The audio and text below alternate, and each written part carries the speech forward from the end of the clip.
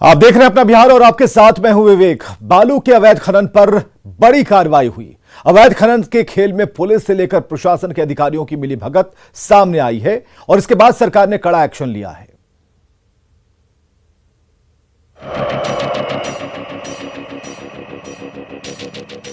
Operation पीला सोने के जरिए न्यूज 18 ने बालू के अवैध खनन के काले खेल का खुलासा किया था।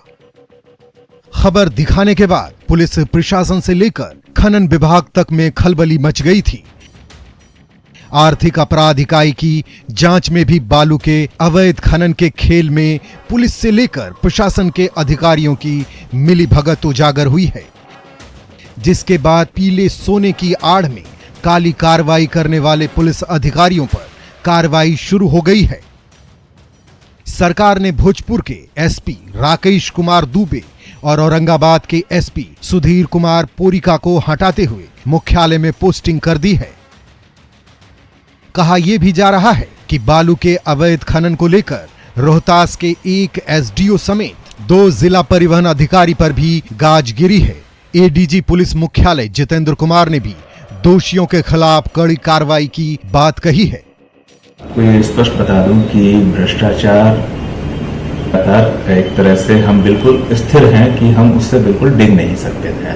तो इसलिए जहां कहीं भी जिस किसी में भी जो है इस तरह के भ्रष्टाचार, चाहे वह अवैध खनन से संबंधित हो, अवैध धन उगाही से संबंधित हो या मद्य निषेध से संबंधित हो, तो हम उसमें किसी भी तरह की जो है शिकायत को नजरअंदाज नहीं करते हैं। किसी भी स्तर के पदाधिकारी पर हम जो है जीरो टॉलरेंस रखेंगे और उनके पद अथवा पदस्थापन से पुलिसकर्मी और अधिकारियों की संलिप्तता सामने आती है और उनके खिलाफ पुलिस मुख्यालय आगे क्या एक्शन लेता है, ये देखना अहम होगा। बालू माफियाओं से साठगांठ को लेकर के पुलिस महकमा से लेकर के खनन विभाग का जिम्मा आर्थिक अपराध इकाई को सौंपा गया और कहा जा रहा है कि अब जांच लगभग पूर्ण पाए गए हैं। कई डीएसपी और कई इंस्पेक्टर रैंक के अधिकारी भी जो हैं उनके दामन पर किया जाएगा और सजा भी ऐसे अधिकारियों को दी जाएगी जिन्होंने बालू माफियाओं को सह दिया और काली कमाई की है। कैमरा पर्सन सुबोध के साथ अमित कुमार, न्यूज 18 पटना। और बिहार में बाढ़ के पानी से लोगों का जनजीवन अस्त व्यस्त हो चुका है। राज्य के 10 से ज्यादा जिलों में बाढ़ की स्थिति काफी गंभीर बनी है। यहां बाढ़ पीड़ितों को राहत दिलाने वाली एसडीआरएफ की टीम भी खुद बाढ़ पीड़ित हो गई है।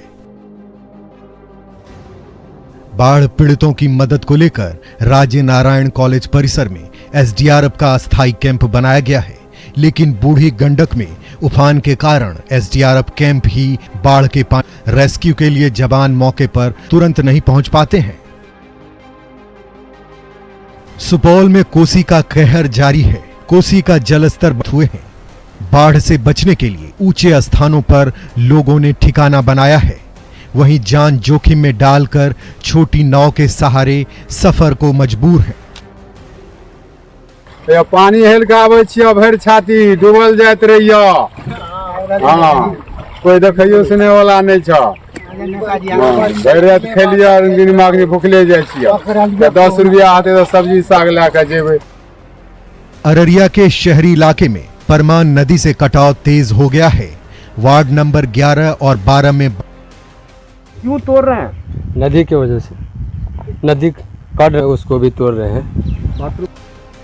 दरभंगा में भी बाढ़ से लोग बेहाल हैं। कुशेश्वर स्थान इलाके में बाढ़ का पानी अब पूरी तरह से फैल गया है। गांव की सड़कों पर कई फीट बाढ़ का पानी आ चुका है, जिसके लिए नाव ही एकमात्र सहारा बचा है। न्यूज 18 के लिए मुजफ्फरपुर से सुधीर कुमार, सुपौल से अमित कुमार झा, दरभंगा से विपिन कुमार दास के साथ अररिया से सतीश कुमार मिश्रा की रिपोर्ट। पूर्णिया के हाथीबांध गांव में परमान नदी कई सालों से कहर बरपा रही है। कई चुकी है। प्रशासन की उदासीनता के बाद ग्रामीणों ने खुद परमान नदी के 2 भागों को जोड़ दिया और नदी का रुख मोड़ दिया। कहते हैं जब शासन प्रशासन उदासीन हो जाता है तो मजबूरन जनता को खुद अपना रास्ता तलाशना पड़ता है। यही हाल है पूर्णिया के 22 अनुमंडल के बाढ़ और कटाव से पीड़ित लोगों का। जब सरकार द्वारा कटाव निरोधक काम नहीं हुआ तो ग्रामीणों ने खुद ही कुदाल उठा लिया और अपनी मेहनत से नदी का रुख मोड़ डाला। अभी तक बहुत सारे लोगों का घर नदी में समा चुका है। कब्रिस्तान की 12 एकड़ जमीन भी कटकर परमान नदी में समा चुकी है। ग्रामीणों का कहना है कि उन्होंने सरकार से फरियाद की, लेकिन किसी ने उनकी गुहार नहीं सुनी। कब्रिस्तान बचाने के लिए वहाँ नाला खोज रहे हैं, और उसको बचाने के लिए, ये गाँव वाला को बचाने के लिए भी कर रहे हैं हम लोग। पूरा हाथीबंदा गाँव जो हमारा इधर आगे पीछे जो है, उसको बचाने के लिए हम लोग कोशिश करते हैं। बता दें कि पूर्व प्रधानमंत्री अटल बिहारी वाजपेयी ने नदी जोड़ने की अनोखी योजना की शुरुआत की थी। अगर ये सफल हो जाता तो इससे बिहार में बाढ़ और सिंचाई का स्थायी समाधान हो जाता, लेकिन किसी ने इस पर खास ध्यान नहीं दिया।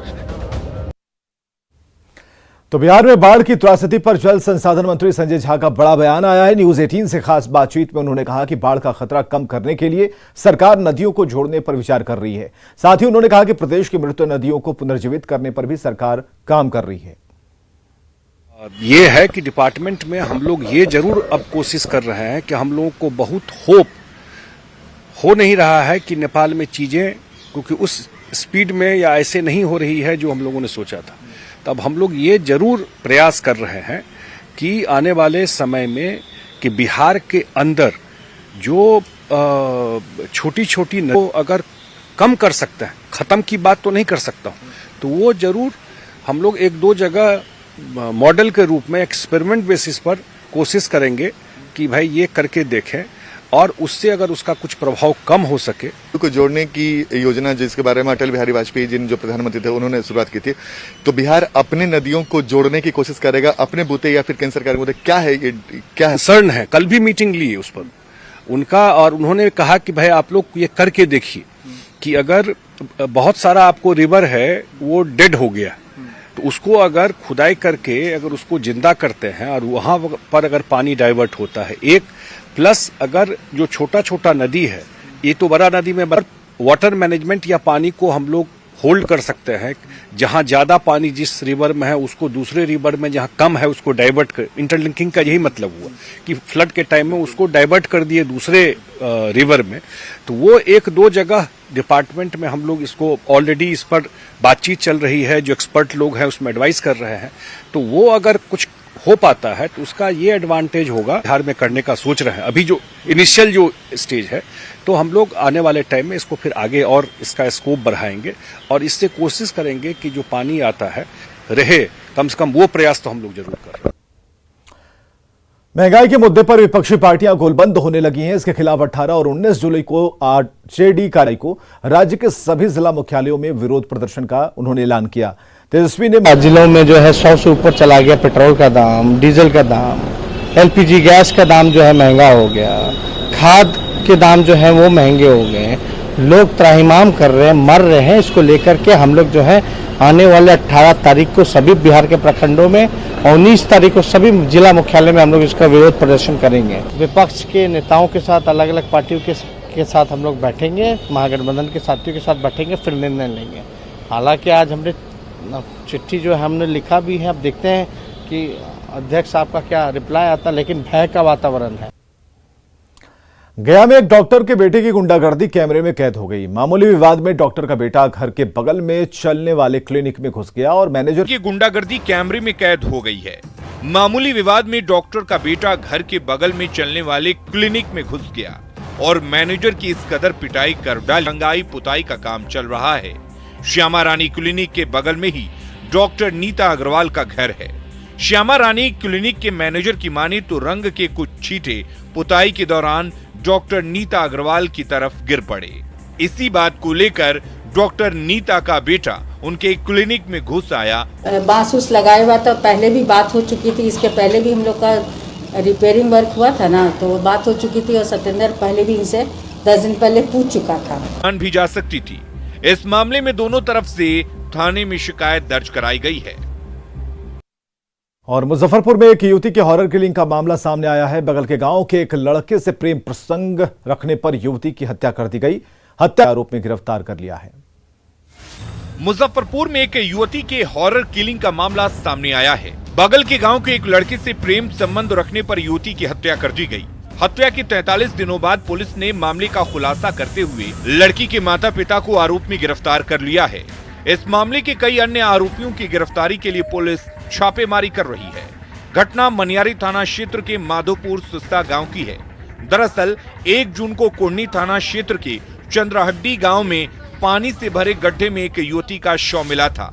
मृतक के चेहरे की पहचान नहीं हो सकी। लड़की के अपहरण की और उसको गायब होने की एफआईआर कराई। चला तो मालूम पड़ा कि वो जो लाश है वो परिवार वालों ने खुद ही उसको किया है। और समस्तीपुर से बड़ी खबर आ रही है। एसबीआई के सीएसपी कर्मी की गोली मारकर हत्या कर दी गई है। लूट के बाद गोली मारकर हत्या की वारदात को अंजाम दिया गया है और 2,33,000 रुपए लूटे गए हैं। बाइक सवार अपराधियों ने इस घटना को अंजाम दिया। सिंगिया थाना के सिंगिया बाजार की यह घटना है और जो लोग हैं काफी गुस्से में हैं। आक्रोशित लोगों ने सड़क जाम कर दिया।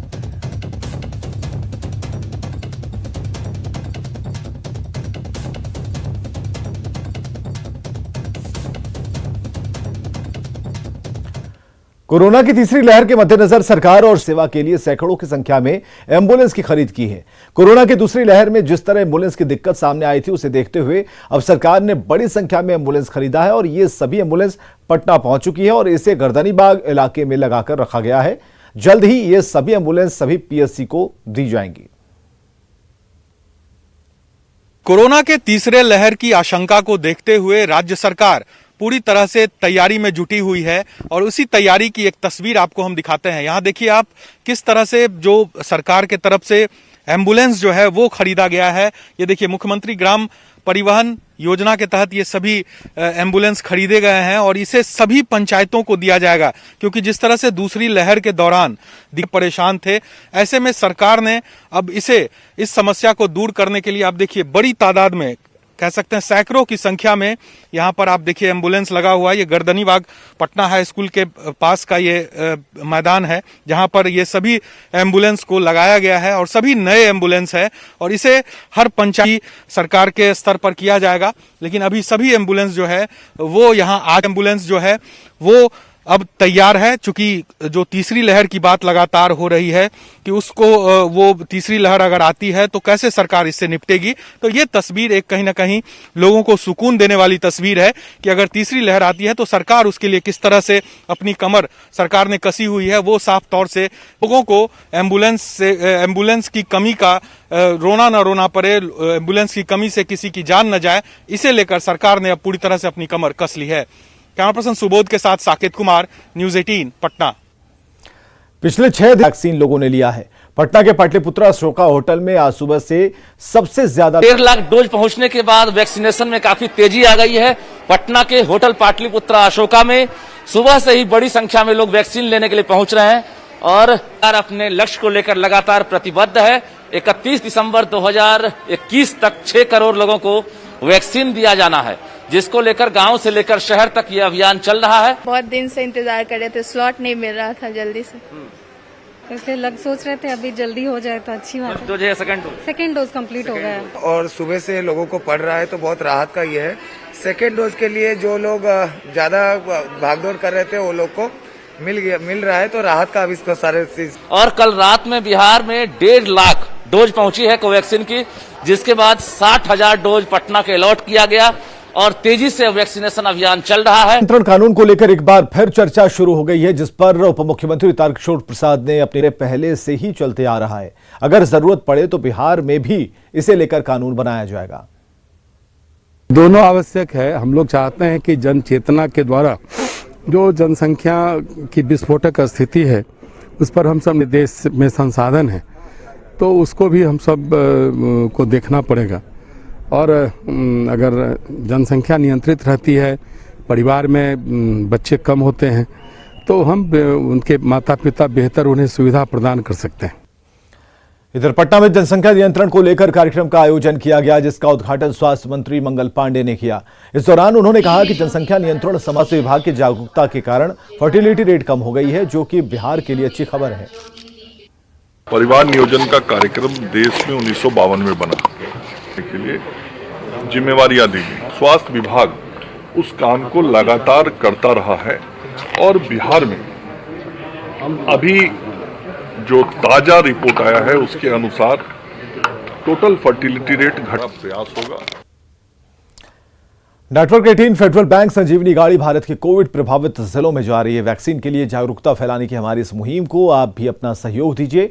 आपको दिखाते हैं संजीवनी गाड़ी अब तक कहां गई और आज कहां है।